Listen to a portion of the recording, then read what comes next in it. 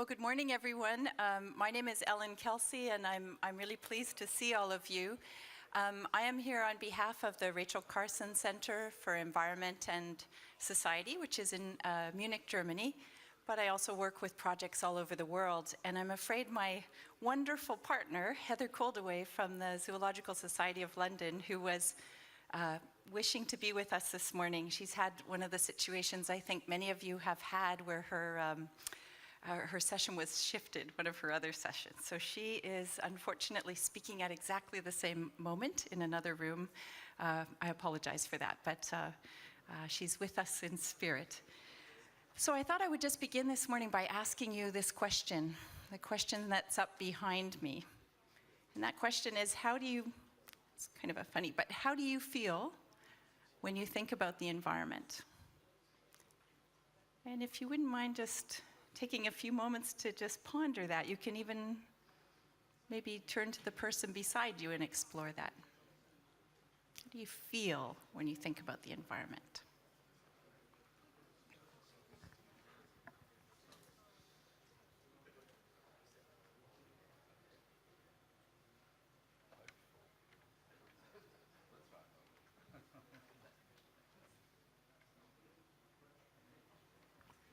And would anyone care to share some of the ways that they feel?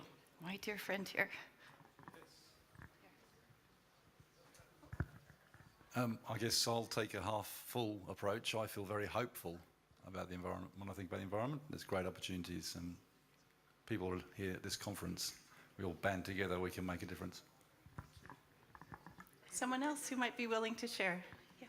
Oh, yeah, thank you. We had differing views, but I can relate to both of them. So I feel very calm and quite joyful. Emma, I don't know if you want to say how you felt. I guess I'm feeling probably more cup half empty. I feel very frustrated that the passion that I know most of the people at this conference share is not shared by more people to take action and do something to change what's happening in our environment. Others who might wish to share? Back here.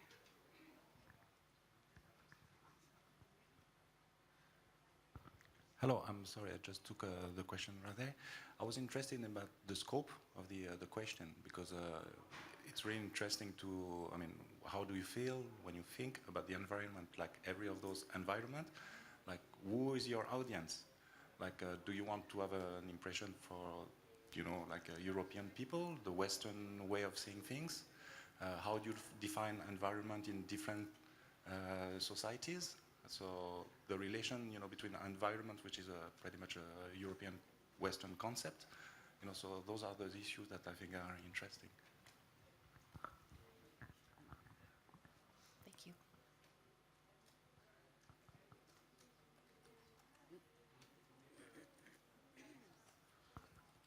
Hi.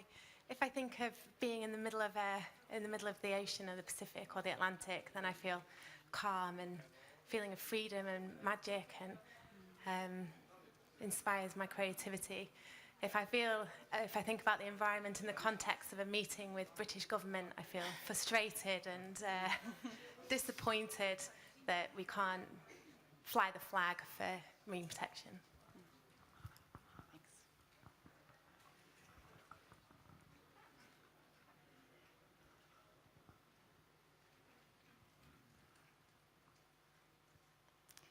Thank you, and I really appreciate the complexity of that question. I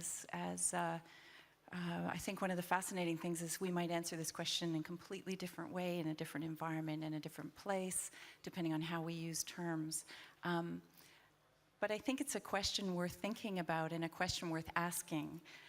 And it's a question I've been asking a lot, both with scientists, with little kids. It's a question that I went to the UN conference on the environment for children a few years ago, kids between the ages of 10 and 14, to ask them how they felt when they thought about the environment. And the one consistency I would say across everything is there are lots of feelings, lots of emotions, and a lot of times we don't recognize those in the programs that we do, or we don't feel so comfortable talking about them. For a lot of people, when I ask them, the answer is something like that.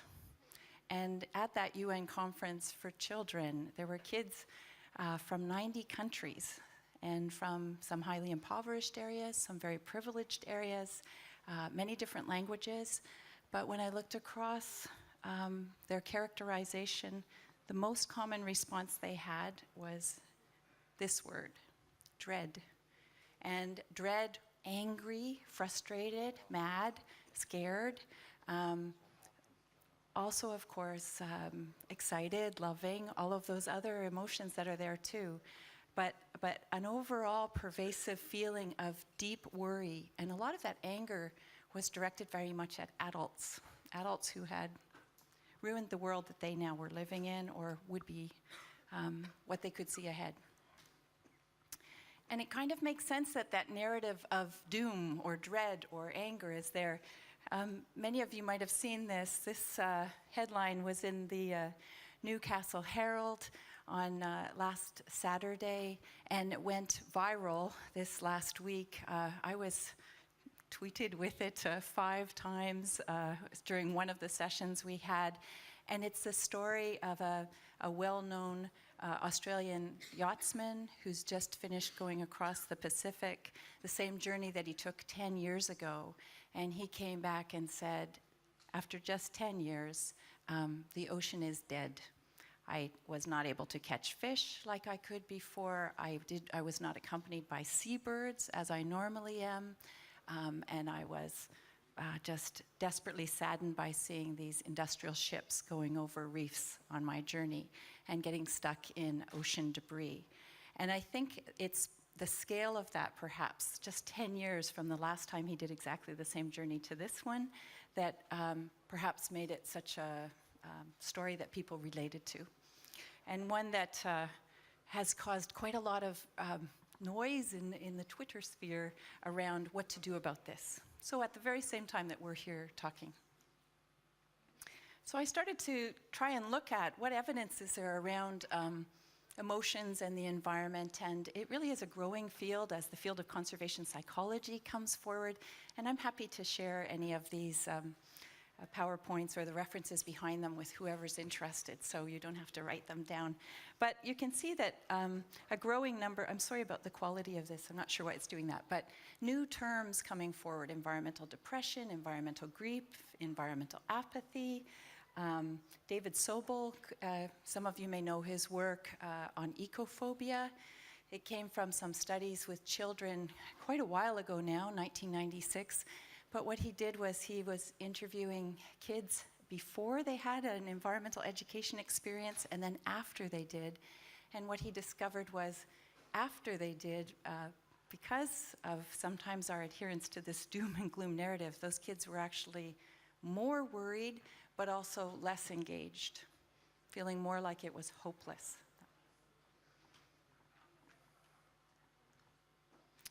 There's some interesting work coming out of Australia. Some of you will know this term, solastalgia. It's a term that talks about, it's a feeling of homesickness when you are still at home, but the environment has changed so dramatically, it doesn't seem like the place you once lived. And this work is coming out of a whole body of work that says we do not even have terms to express the emotions that we feel around the environment, and that what we really need is a new lexicon, a new way of speaking that enables us to try and talk about some of these complicated feelings.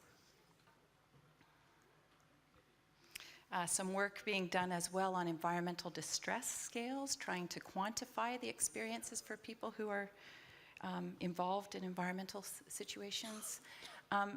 And I think one of the things that's underpinning a lot of this is a real sense of urgency.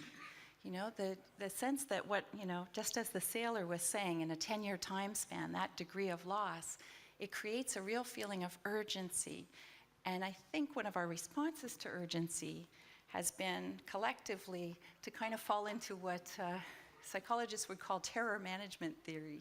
And in terror management theory, you know, you're scaring people. You're saying, this is so urgent, we have to act now. You individually have to do something about this. It's probably a narrative you've come across or seen in videos, in movies, in books, in education programs, in our own brochures, all of those things. But the tricky thing about terror management theory is that what tends to happen is if somebody really knows there's a problem, terror management theory assumes we don't know there's a problem, right? And what you're trying to do is make you know and then make you react. But if you already know, and if you already have big feelings, and I would argue that we've probably done a very good job, and there's lots of knowledge scales that now show that a lot of people are very aware of environmental issues. So if you really already know, and what you are having happen to you is just being told how much worse it is, or how impossible it is, or how hopeless it is, then what we tend to do psychologically is we either just shut down, and I don't know how many of you can't watch certain videos anymore, or whatever, you just turn it right off, or we just say, okay, if it's all screwed up, then I'm going to get what I can when I can, and can get response like this. This is a recent September, it's the European Journal of Social Psychology result. This is a global study looking at how people react to environmentalists. Now, I recognize that's a different term, maybe has different connotations. But the other thing that happens is an increase in materialism and consumerism.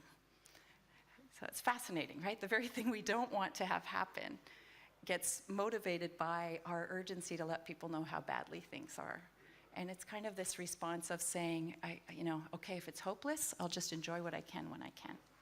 So I think it's an important area for all of us who are interested in on these topics. I've also been trying to look at the rise of hopelessness among scientists. And this is from a 2010 editorial in the Journal of Bioscience.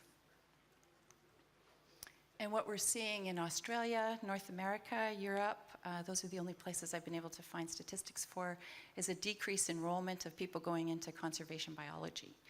And when asked about that, it's because they see it as a dead field.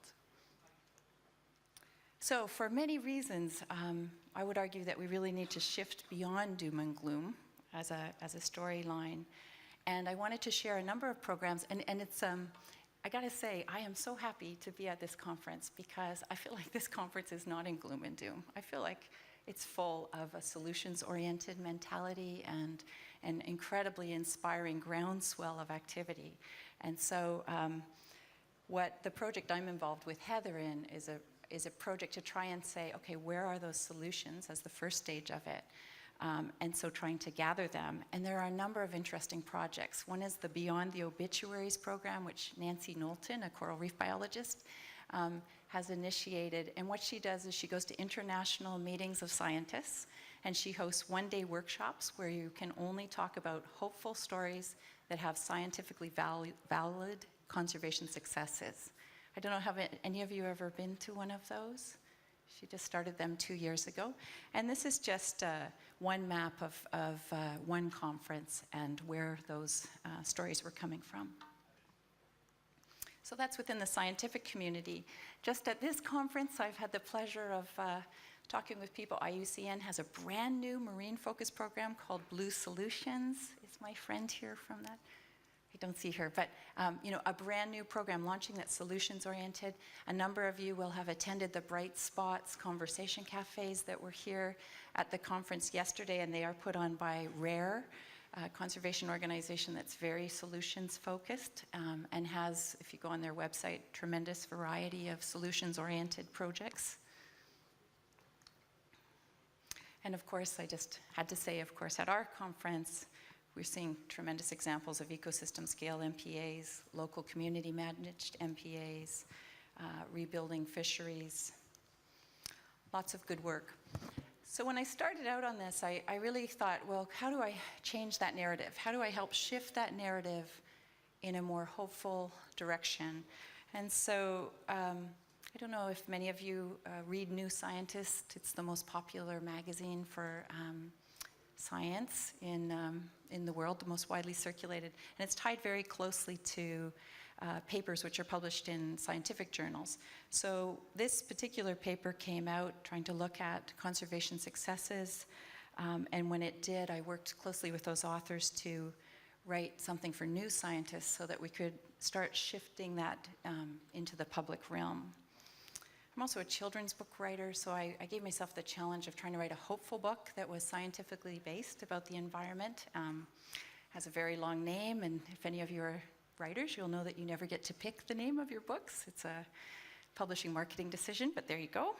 And I put this up only to say that there has been tremendous receptivity to this idea. And originally, I couldn't get the book published because there weren't any hopeful books about the environment, and publishers felt that, well, if there weren't any, then they can't really need any, right? So it was a bit of a challenge. And this book has now been translated into 14 languages. So the last part of it is, I think it's one thing to gather these hopeful stories and success stories, but then if we're really trying to shift a narrative, we're trying to shift a cultural way around it, it's not enough just to collect examples. And so I think the other part of the project we're looking at is, what are the times we live in? You know, just as the ocean environment has changed dramatically, what we know about the ocean and how we know about the ocean has shifted dramatically. What we know about people and how people react to things and how we live our lives is, as we all know, shifting all the time. So there's some interesting terms like post-normal times. And what post-normal times says is we are living in a period when there's kind of a decreasing trust in the institutions that we've relied on for a long time, and an increase in our crowdsourcing, or who we shift to when we want to make something happen. And I think you just have to look at, you know, the strikes in Brazil, or Arab Spring, or the Take Back Wall Street movement. There are all these interesting examples where people are shifting their agency and looking for information in different places. And it's a lot about trust. We're also living in a world that's incredibly socially networked, and I just put this up to show you the rate of change of internet usage. It's pretty fantastic. And so part of our exploration is to try to figure out, how do we shift this narrative by working in the ways that people work in their ordinary lives, and to try and be responsive. I just learned about the Bottom program here at the conference yesterday, right? And can you just say a couple of words about why you ended up putting this on an internet tablet? Thank you. Yes, sure. This is a brand new app we've just put out. The wreck fishing sector. I come from South Australia, and we have a very large wreck fishing contingent in and around our MPAs, and they came to us and said, look, we've got a problem. The fishers like the idea of MPAs, but they're really worried about the no-take zones, that they might get caught drifting into the wrong areas. And they said, is there anything you can do? Can you put some markers or buoys out there? We said, look, you know, the weather conditions can't mark these areas, but let's look at technology. And so, in partnership with the Wreck Fishing Association, we developed an app which now gives, it's free of charge. Wreck fishers, it gives them an alert when they're coming into a no-take zone and says, this is a no-take zone, please pull in your gear and motor through and go somewhere else. So the wreck fishing sector love it. It's been a real boon, and it's taken all the fear out of no-take zones from wreck fishers, and now they're one of our biggest advocates. Great, thank you. And I see many of my friends here from the Zoological Society of London. Can you just say something about Instant Wild? Hi, Fiona from Zoological Society of London. So, Instant Wild, I think it was launched in 2010. So what it is, it's a mobile phone app, and so lots of our conservation projects, these are mainly terrestrial at the moment, we've set up camera traps, lots in Kenya, for example. That's one of our hub countries. And Instant Wild is an app that you can download it onto your phone, and you can take part in citizen science to identify the animals that are caught on those camera traps. So if an elephant chances past this camera, that it snaps one off, sends it to your phone, and you can help us identify those creatures. So we're engaging people through it, but we're also getting really useful information about population counts of these animals. Thank you, Fiona. And I understand that a new one is being developed for an ocean environment. Is that Yes, we're developing that at the moment. We've got a fabulous conservation technology unit at ZSL, and they've got trials underway for marine instant wild, and we're hoping to roll it out into the marine realm as well to get people engaged that way. Yeah, thank you. And I think, just to underscore some of what Fiona was saying there, the rise of this desire to participate. So it's not just an exercise in seeing what animals are on there, although that's fascinating, but it's also truly collecting information that is useful in places that we wouldn't necessarily be able to access all the time. A lot of you know lots about seafood watch programs, kinds of sustainable fisheries programs. Seafood Watch program, the one that I know of through the Monterey Bay Aquarium, it now changes every 3 months because fisheries practices are changing so dramatically that they need to update it on a 3-month basis. And now 1 in every 9 tons of seafood caught around the world is sustainably caught. Doesn't sound like much, but it wasn't near 1 ton even a year ago. So in addition to post-normal times, there's one other term I thought it might be helpful, is this idea of an attention economy. And underscoring that thought is these principles. We expect now, because we download videos off the internet and then somebody suggests what we might like to watch next, we expect things to be tailored for us. And so I think we're in this very fascinating time where, on the one hand, we had a wonderful discussion yesterday about what seems to be emerging within the conservation movement, if I could call it that, is a real movement of diversity. So people, I just interviewed a woman who does hip-hop concerts, solar-powered hip-hop concerts in a very rough area of San Francisco, an Oakland area. She would not call herself an environmentalist, but she's completely interested in sustainability and the sustainability of her community as a social justice perspective. So we're seeing this huge diversification of players and participants in the kinds of things we're interested in. And at the same time, they are expecting, as we do, for that information to somehow relate to them directly. Rather than to be a generalized message coming from a known authority. So I think it's really helpful to think about, how do these shifts happen and how do we respond to them, because our primary interest is in engagement, right? We really want to engage people on a personal level that's meaningful to them. So all of that underscores this project that Heather and I and, the Zoological Society of London, Nancy Knowlton at the Smithsonian Institute, and myself are engaged with.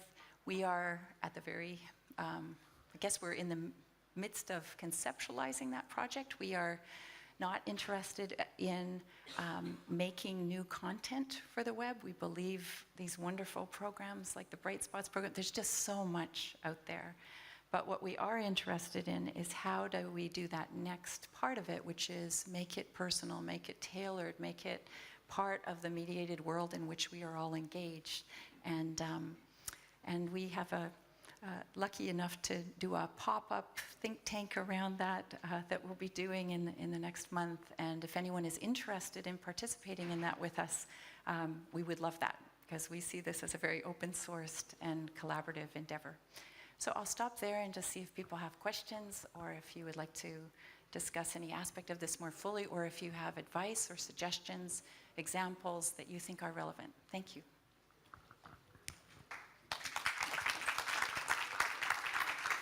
We have a lot of microphones. So.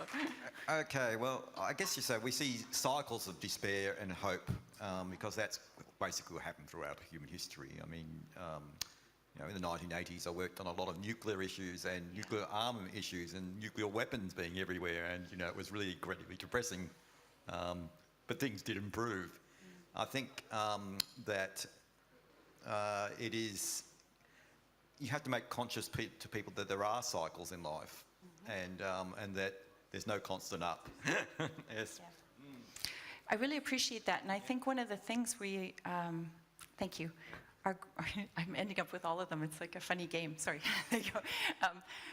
What that we're grappling with is, as soon as one opens up an invitation to emotions, we all have all of these emotions. And that I think just even talking about the fact that we have all these emotions and that there are cycles to them societally, there are cycles to them individually, and they may have 5 of them all sitting in us at any one time. So I agree. I think that's important. Yeah. Any other questions, comments?